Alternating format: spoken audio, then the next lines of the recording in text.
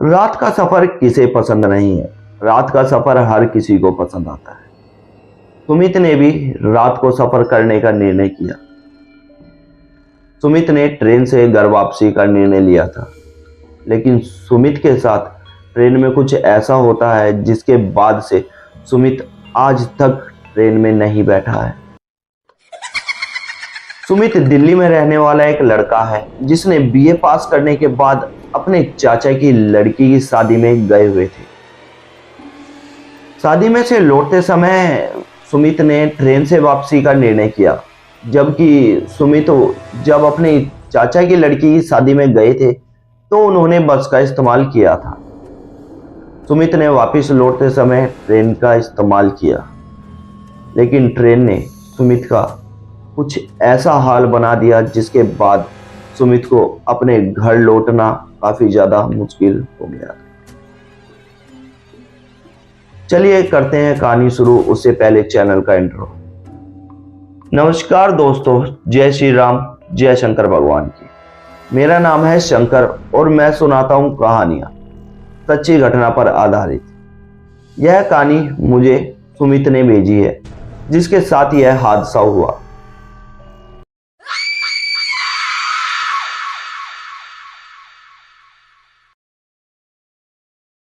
सुमित करीब 23-24 साल का एक नौजवान लड़का है, जिसको अपने परिवार और बाकी लोगों से रिस्पेक्ट और प्यार प्रेम काफी ज्यादा मिलता है, क्योंकि सुमित हर किसी की इज्जत और हर किसी से प्यार प्रेम के भाव से ही बात करता है।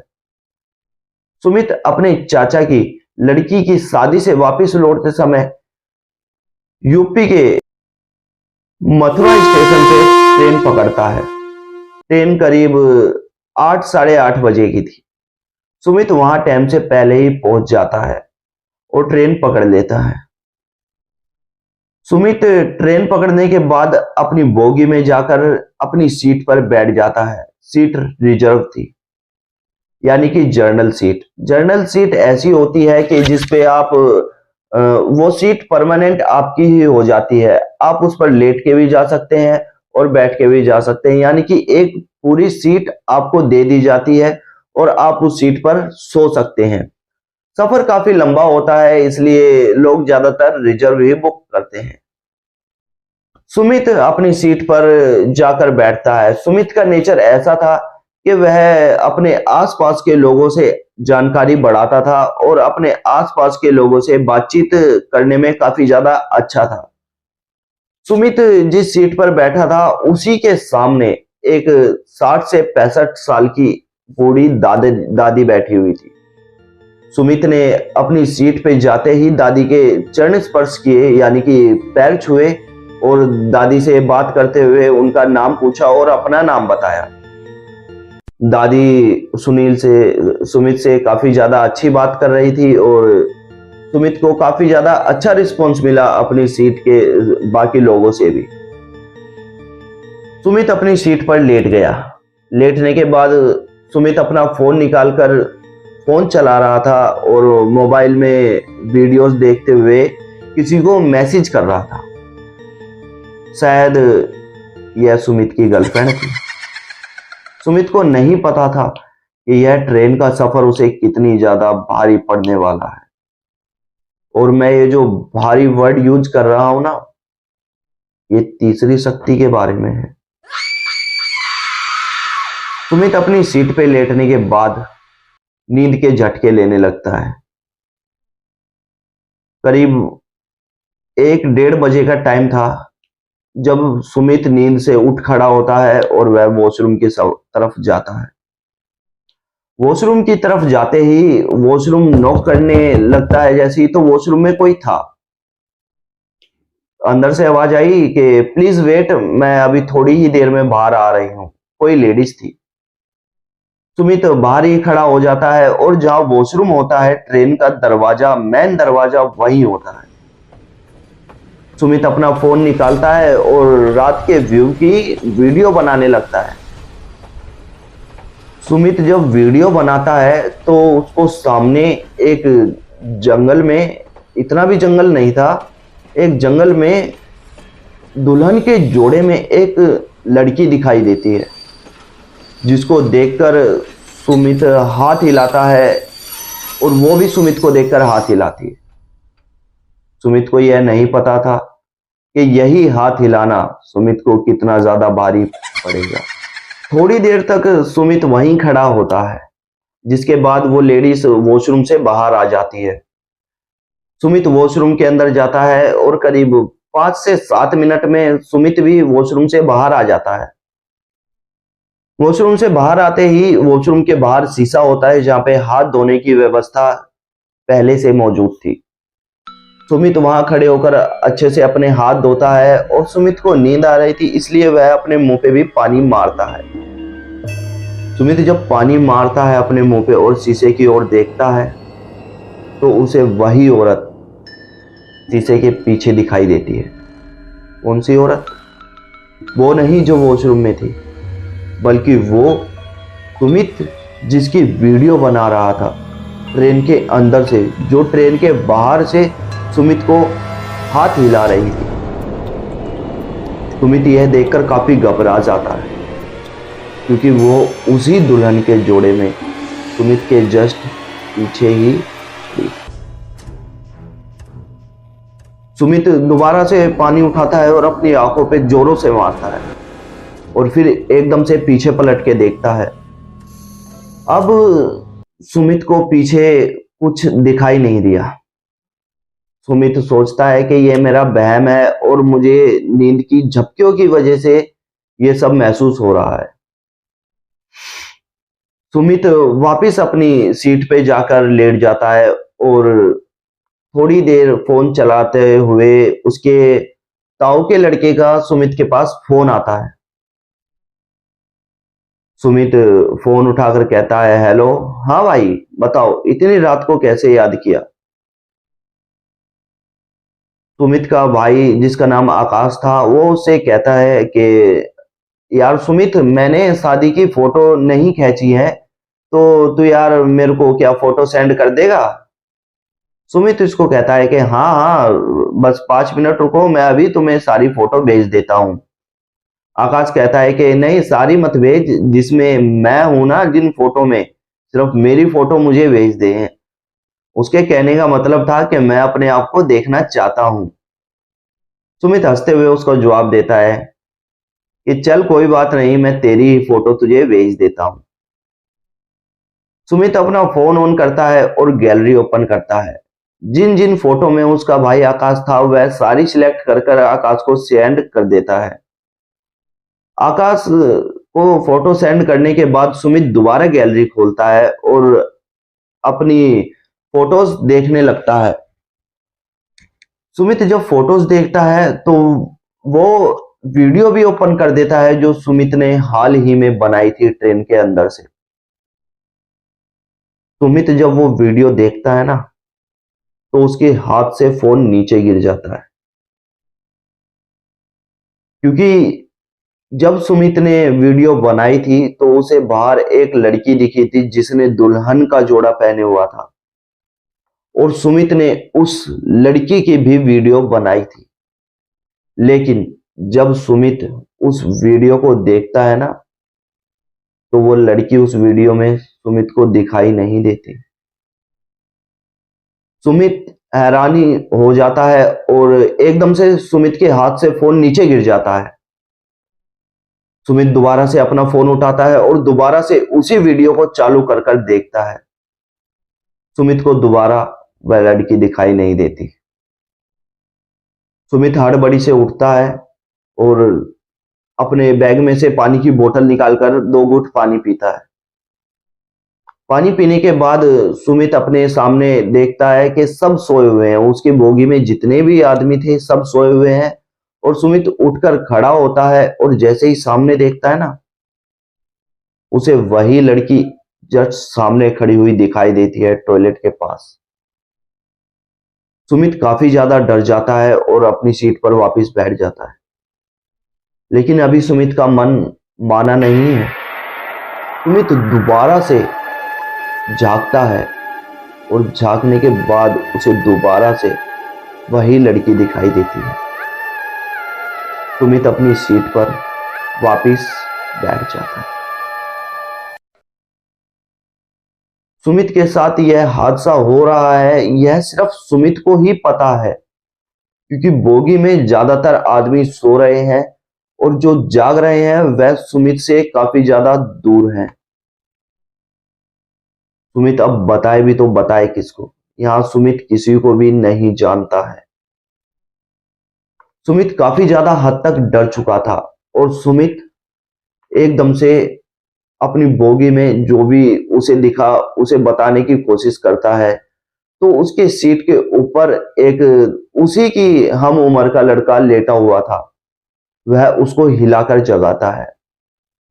भाई, एक बात बतानी है तुम्हें। लड़के का जवाब होता है कि हाँ बता भाई, क्या हुआ, कोई मदद चाहिए क्या?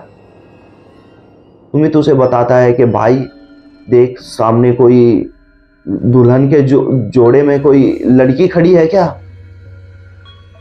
लड़का बोलता है क्या बक रहा है तू, होने दे मुझे। सुमित कहता है कि भाई मैं तेरे सामने हाथ जोड़ रहा हूं, तू एक बार देखना। और लड़का सुमित की यह बात सुनकर बोलता है कि चल ठीक है, मैं देखता हूं।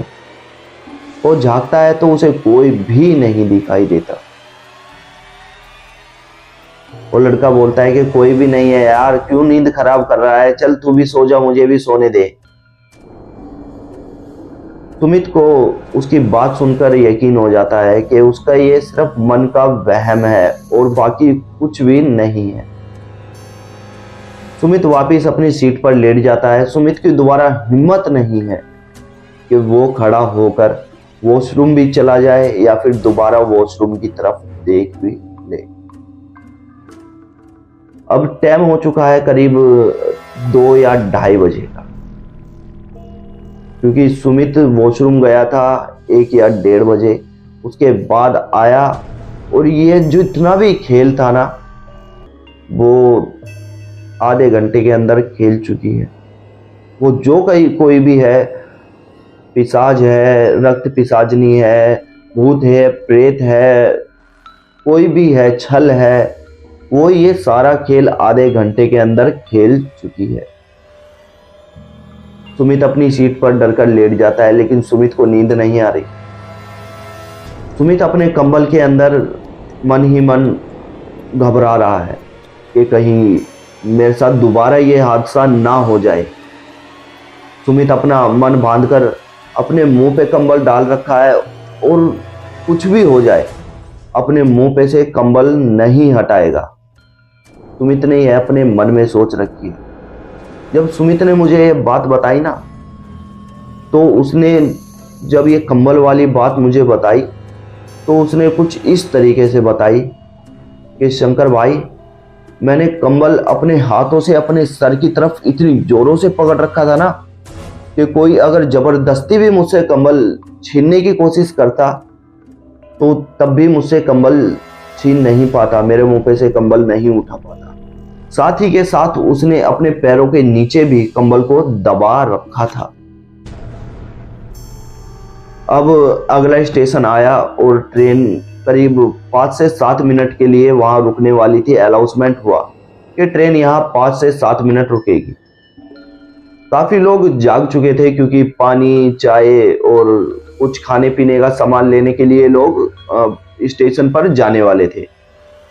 सुमित ने जब आवाज सुनी पैरों की, उसकी जो ऊपर वाली सीट पर लड़का लेटा हुआ था, जिसको सुमित ने कहा था कि देख वहां कोई खड़ा है क्या, वह नीचे उतरता है और स्टेशन की ओर जाने लगता है।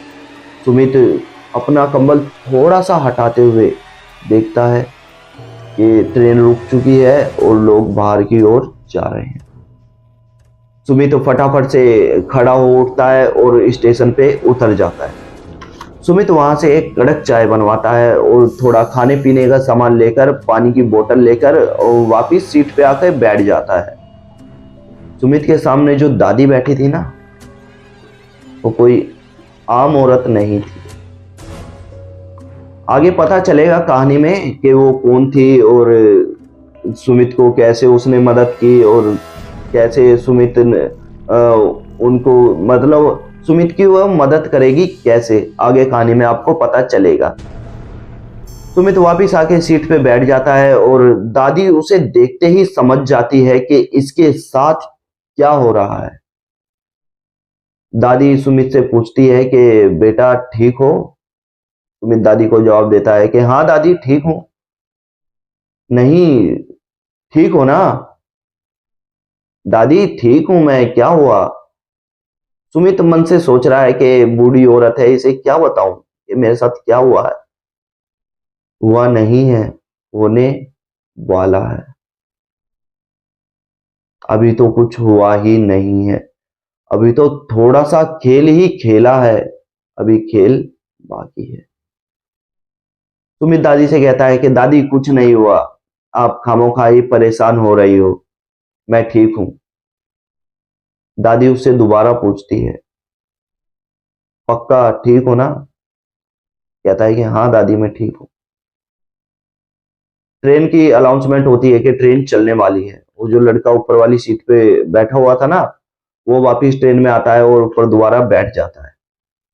सुमित, ट्रेन थोड़ी सी चलती है, उसके बाद लगता है कि ये मेरे मन का वहम है और मेरे को वहम हुआ है, अब मेरे साथ कुछ नहीं हो रहा, सब ठीक है, नॉर्मल है। और सुमित दोबारा अपना मोबाइल निकाल कर चलाने लगता है। लेकिन अभी तो खेल बाकी है। मैंने आपको बताया ना कि उसने अभी थोड़ा ही खेल खेला है, खेल अभी काफी बाकी है। सुमित के घर तक ये खेल हुआ है, आपको बता दूं। खैर वो तो आपको कहानी में आगे पता चलेगा। सुमित का थोड़ी ही देर फोन चलाने के बाद उसे महसूस होता है कि कोई उसके पास बैठा है।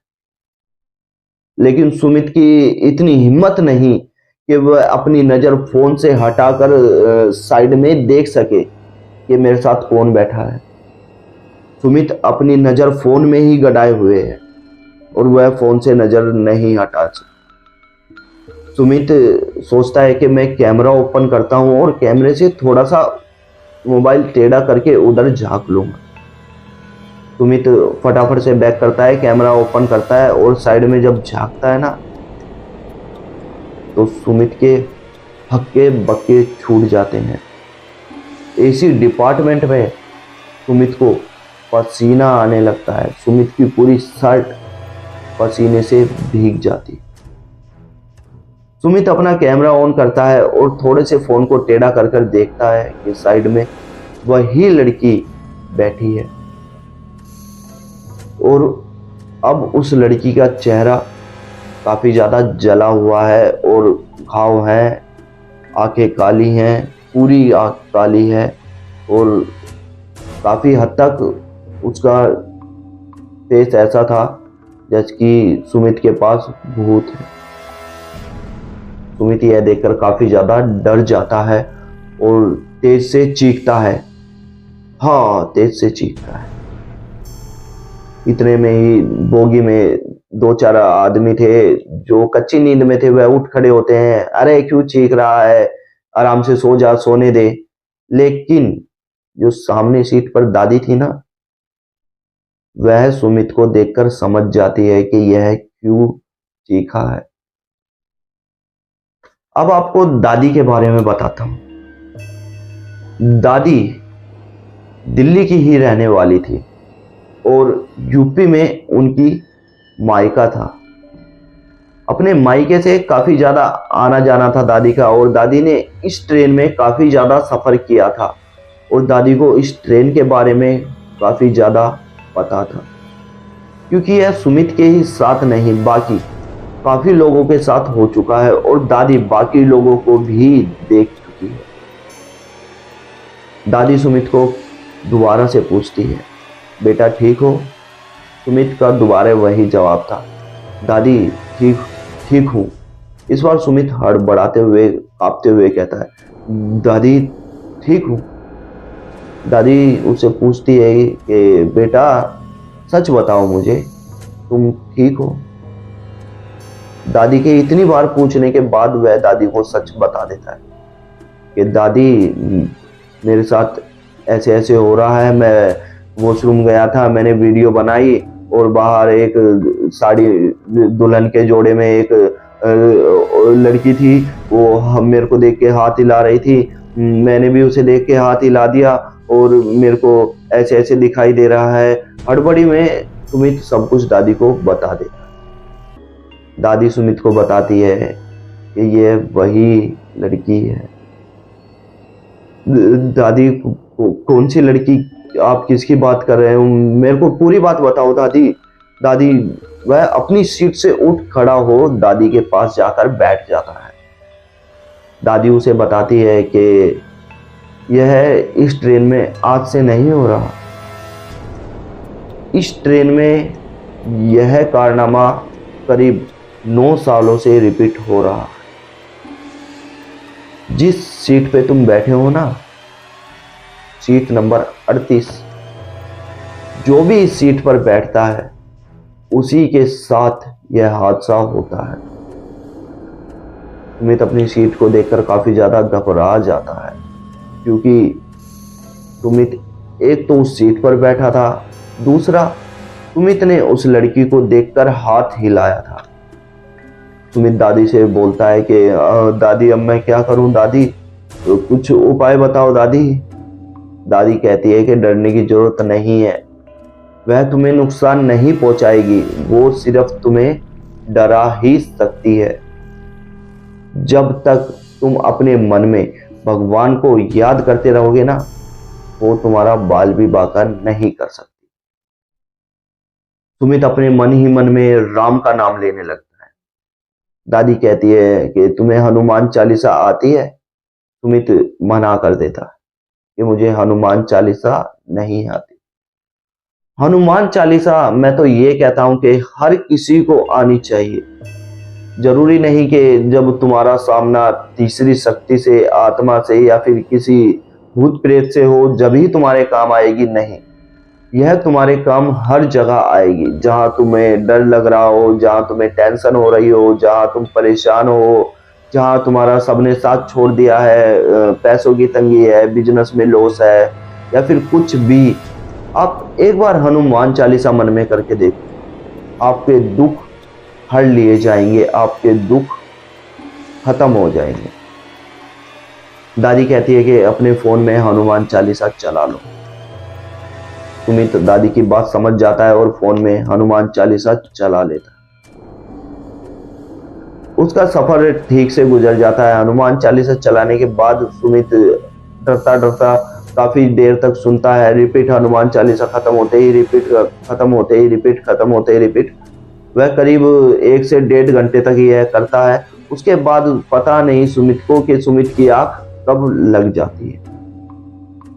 सुमित की आंख सुबह ही खुलती है। लोग सुमित को जगाते हैं कि दिल्ली आ गई, स्टेशन आ गया, फटाफट उतरो। सुमित उठ खड़ा होता है और अपना बैग उठाकर ट्रेन से बाहर उतर जाता है। तो सुमित टैक्सी पकड़कर अपने घर जाता है, लेकिन अभी सुमित के घर वाले बाकी थे।